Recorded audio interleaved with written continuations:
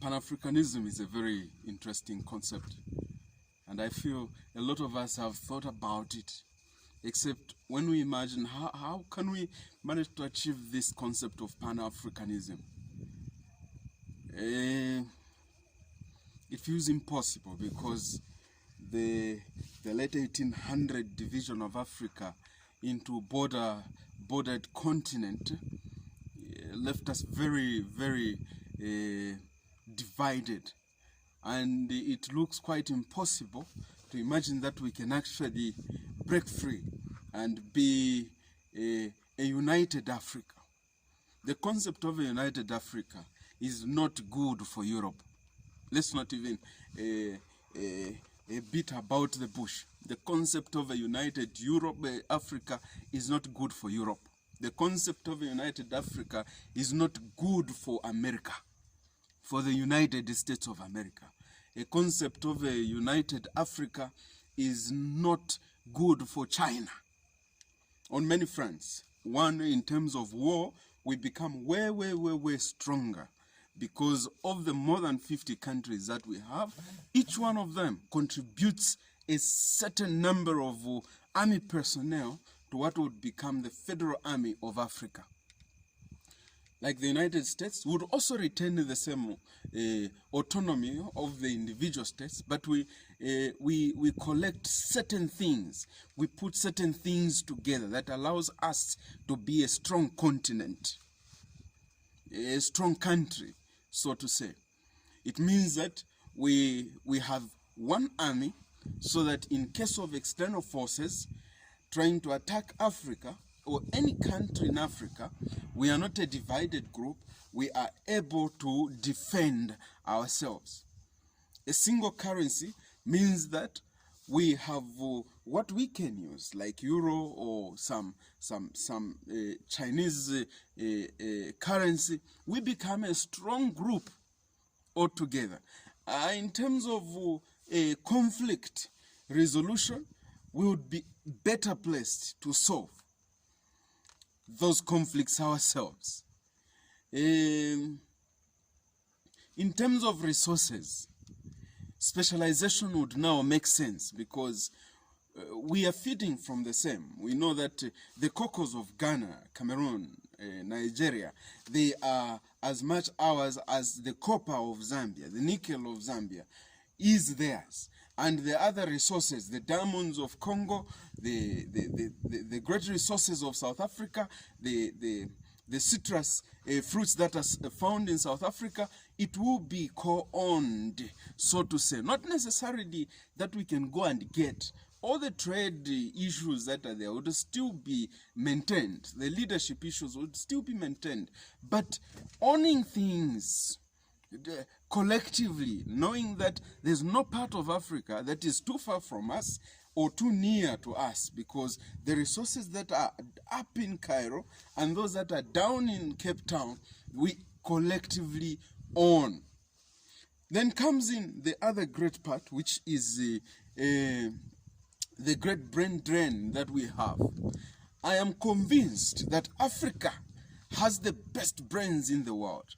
It will take a lot of muscles for anyone to convince me that Europe has better brains than Africa, that America has better brains than Africa, that China has better brains than Africa. It will take a lot of muscles to try and convince me in that area. But why are they better than us? They have better systems. They are better organized, they are better united, and they harness the brains of their people when they are still younger. For us, we have a lot of encumbrances that makes us not to quickly harness the minds of our people. But if we sat, then you tell me we have the same systems as in Europe or in America or in China or Japan, and those systems are strong, implementable, and we are a united front. We have the great universities opened, systems that tap into the great brains, develop them. I promise you, Africa is a great continent. The same way we have great resources down under us and up above us is the same way the resources in our brains, on our minds, also is. The concept of a united Africa, in principle, does not scare the African himself. The principle of a united Africa scares the people outside.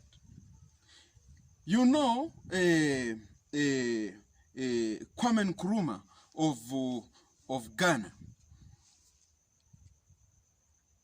Nyerere of Tanzania, Kambarage Nyerere, Julius Kambarage Nyerere of Tanzania, they were all propagators of a united Africa.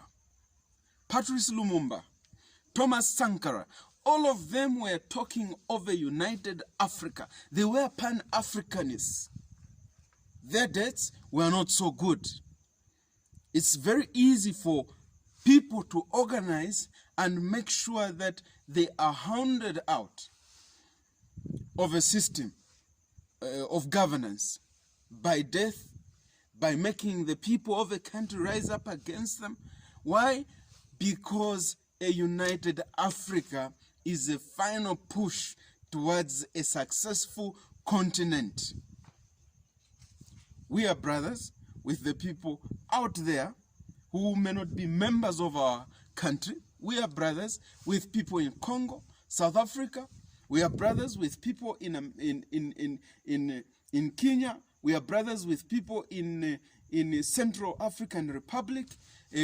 Also, all over Africa, separated by the borders. And yet when we see each other, the Ethiopians, all of them, we are nothing but one family. A united Africa is a way to go if we are going to provide a great front. But remember, it does not scare me. It does not scare the next person. It scares those who benefit from a divided Africa. I have accepted, last time I was in Tanzania, Dar es Salaam, it got to me and I started thinking to myself, if there's a language that is easy to catch across Africa, it is Swahili. I think Swahili, we have a number of people in Zambia who understand Swahili, and there are a lot of people, I think the entire Eastern Africa understands Swahili. I think Ethiopia is also good with Swahili. You know that Congo has Swahili, and also Central African Republic has Swahili. So if you are going to look at a language that has already developed, they already have books, they have already scientific interpretation of things into their own language, I think Swahili stands as a good starting point for a united Africa, a language that we can learn, as opposed to learning the language that I'm using to communicate. We can live with it, yes, but we can start organizing for posterity's sake, a language which they will say, this is indigenous of our soil. So a proposition that has gone round by intuition, by belief and support. We agreed that Swahili is a good starting point for a united Africa's local language. On the other hand, there's the issue of currency. Currency is something that people can sit and discuss about and decide how that will be organized. I think that is best understood by the technocrats, and we cannot, the Europeans or the Americans or the Asians, they cannot dictate that that's a hard thing to do, because the dollar and America and euro are a product of countries coming together and agreeing that we create a currency that goes across board. If anything, let's agree that Africa, we are just late.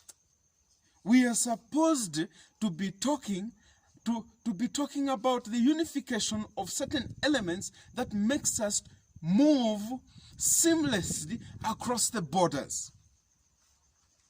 A disunited Africa does not support us, not even one bit. We have managed to win here and there. We have seen the effects of WACOS. We have seen the